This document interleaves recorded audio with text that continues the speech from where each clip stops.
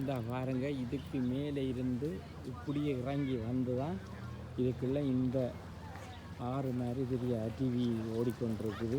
இந்த மலையெழுக்கெல்லாம் வரணும் இழுக்க வரண்டா சீயன்று போயிருந்துக்குள்ள காரோடி வாரதுக்கு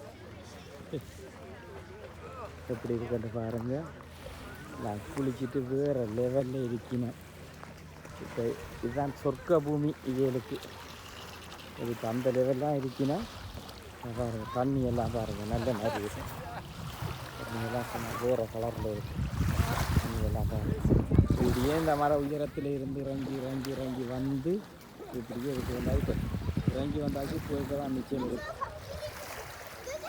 ஆனால் அந்த இடம் பாரு ஆக்கள் இருக்கும். முழுக்க வெள்ளியல் தான். முழுக்க வெள்ளியல் தான். இப்போ வேறு ஆக்களை பார்க்கலாம்.